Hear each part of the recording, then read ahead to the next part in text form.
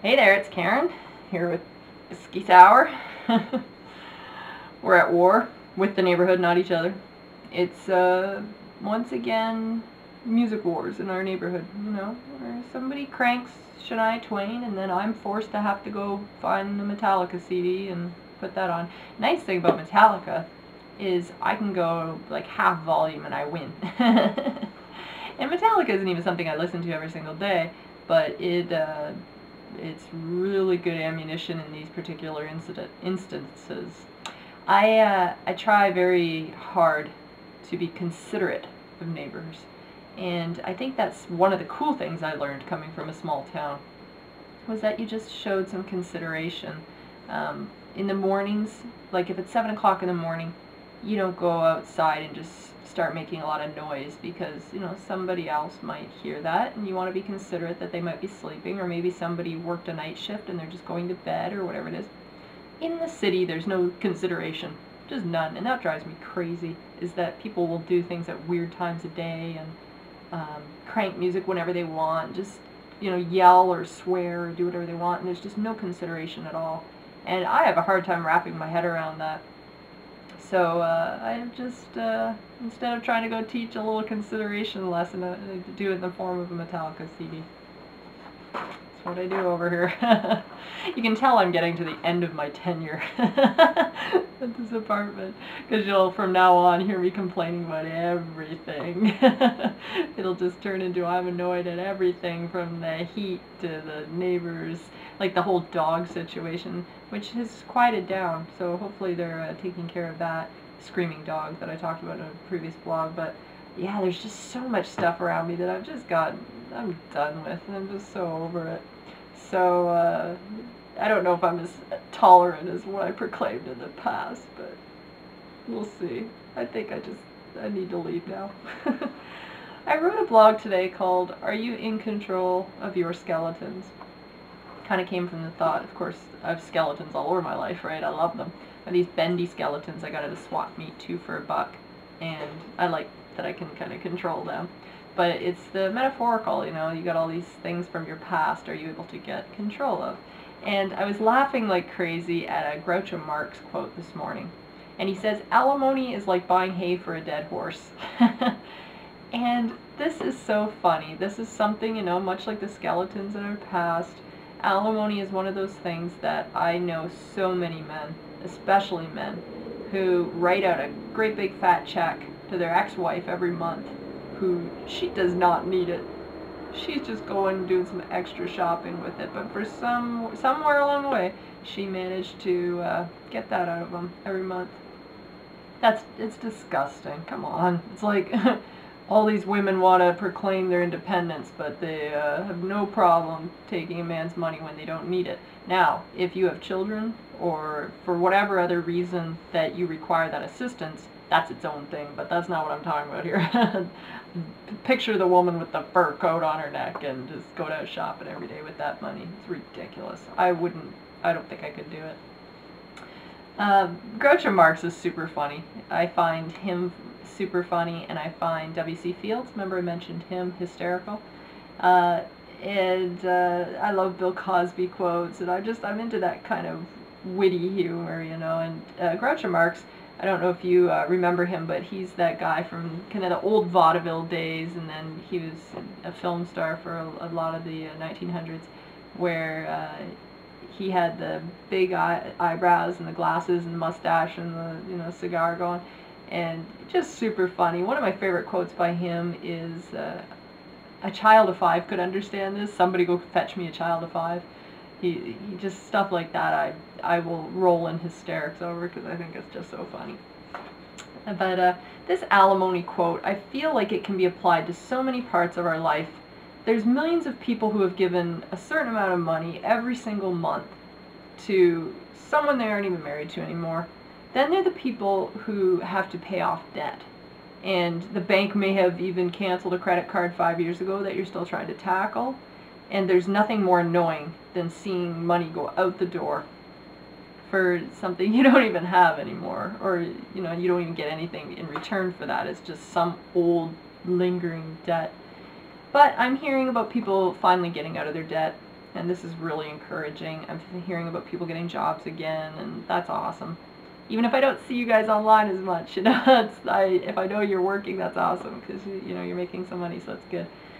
But the hardest part of starting over is the realization that getting into debt can happen in minutes, days, or weeks, whereas getting out of debt pretty much never happens as quickly. Marriage and divorce happens the same way, where you buy a cheap marriage license, and you might even manage to get married for like a few $1,000s, and then after you purchase your home, and after you have your children, and then there's all these alimony expenditures, you find your divorce is really, really costly, and it's going to also take you years and years and years to get out of. So the idea here is that we can get ourselves into something really quickly, and then we can't recover at the same speed. And if you fall in the mud, that takes a second just to fall down in the mud. You get your hair and clothes clean. You know, that's where your time is spent, is just, you know, cleaning up after that 1 second instance that happened. And then you look back to see this trail straight through your whole home that's staining the carpet, and then the first thing you think is, I am overwhelmed, I'm just going to deal with that later. And it's that later word that gets us. Did you just see me do this? I don't like when people do this, and I find myself doing it. It's to signify, quote, later. Like, you didn't hear me say the word later, and I still have to go later. And it reminds me of Chris Farley on an SNL sketch. If you guys look that up, I can't remember what his name was on there. It wasn't Matt Foley. That's the motivational speaker, I think. Maybe it was Matt Foley. Maybe he's the same character name. I kind of think it's a different name, though, but he did his whole thing using the quote things. I just did one of those. But that whole later thing, that's what we do with a lot of our debt and the things that overwhelm us, is we just throw it way off until, you know, much later. I believe we should be giving ourselves permission and the time to recover, but don't look at too much of it. You know, we can't put it off completely, but if today we get the mud off of ourselves, that's awesome. If that's what we managed to do, was hose ourselves down, that's awesome. If the clothes need to soak overnight, we should say, this is what's going to happen. I'm not going to lie in bed and worry about my clothes that are now soaking. They need the time to marinate. I cannot look at them until tomorrow, you know. So I think we should allow ourselves that time. And you know what? If we can't afford to rent a carpet cleaner until next week, guess what? The mud's going to be through our house. And the people that come to visit, or our family or whatever, they're going to have to understand that that mud has to sit there until I get a carpet cleaner again. So I think the inhibiting part of cleaning up after ourselves is that we have this sense of pride and embarrassment. And that's the awful thing. We hide these bills in stacks and drawers so we don't have to look at them. And we pretend things are great to family and friends when they're really bad, you know. And we'll spend the money on our grass and our shrubs and our driveways instead of worrying about the things that really need the attention, so that we continue to look good for everybody else. And we do this even on our own person. We make sure that we look good, and we go out to a function or something and we look good, and the car has been through the car wash, and all these things that don't matter because the stress is still there when you go home. So I think it's we worry more about how we look to other people than what the reality is what we have to clean up. And there's a few ways that I have personally managed to climb up and out of this. And I think, well, if you're out there and you have a similar story, it would be great for you to also share that in the comment section, so that other people can maybe be encouraged by how you managed to get yourself out. But one for me was making a brutally honest list. And you guys are going to hear me talk about lists. I'm big on them. Just the things I have to do every day go on a list. They get left in the living room, and then I go to bed, you know, so that I don't have to worry about it anymore. And you quit the avoidance when you write everything down that you owe, the problems you have to face. If you have to have a really good cry after you see the list, or if you need to go into hysterics about it, whatever you got to do that.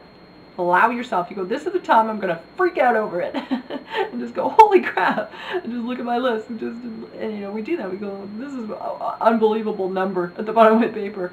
If you have to do that, do it. And then when you go to tackle it, Do it when you are the freshest. You know, first thing in the morning or whatever time of day that you feel the freshest, that's when you should be tackling it.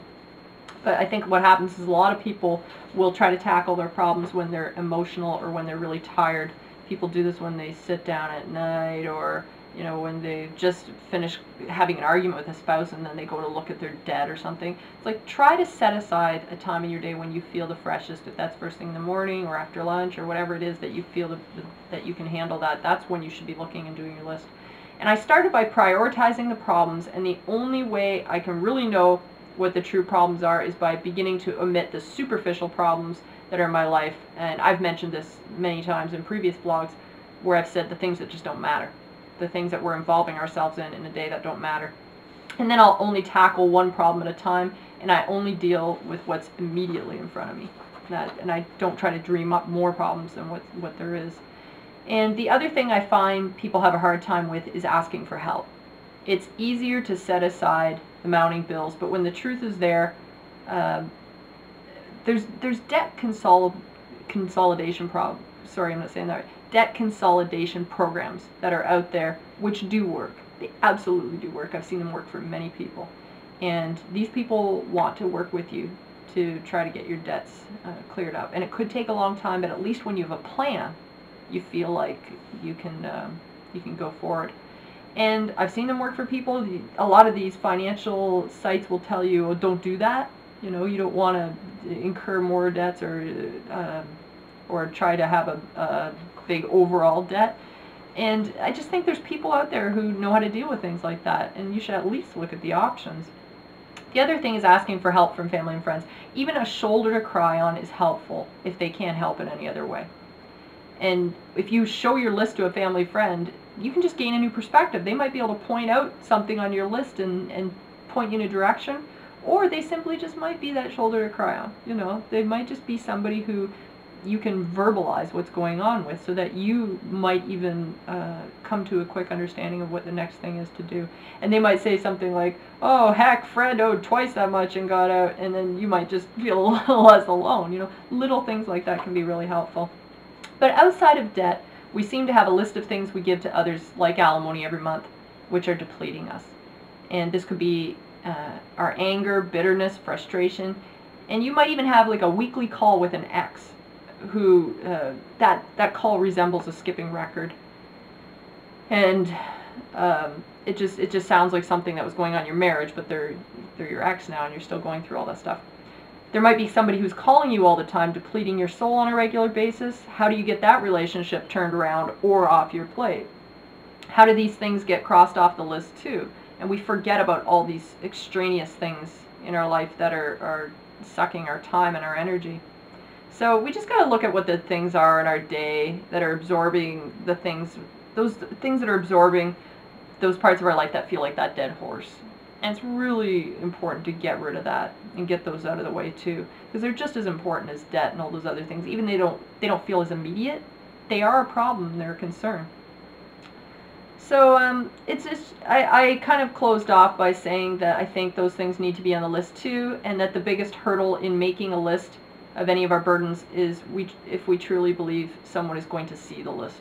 It's an embarrassment and it's a pride issue. But that person is usually us. We don't want to see the list. We don't want to be confronted with the reality and what the truth is. And we might be horrified to see it all in one place. So today I ended by saying, crossing bitterness off my list today. You know, I'm just constantly trying to identify things in my life that don't matter, that are in the way, that I can get to the heart of the problem, so that much like when I said in yesterday's blog, if we get a kung fu kick that comes our way, that we are free and clear to deal with the kung fu kick. We don't have a whole bunch of these kind of things going on in our peripheral that are going on. And I ended with another Groucho Marx quote, humor is reason gone mad. I like that we have humor and we can laugh about these things too. So I'll end with that today. Some things we can control immediately and some we can't, but if we can at least identify them and come to the truth of what it is, that's, I think, the first place. So I'll leave that with you, and of course I will talk to you guys again tomorrow from Whiskey Sour and I. Right, Whiskey? Rock on, guys.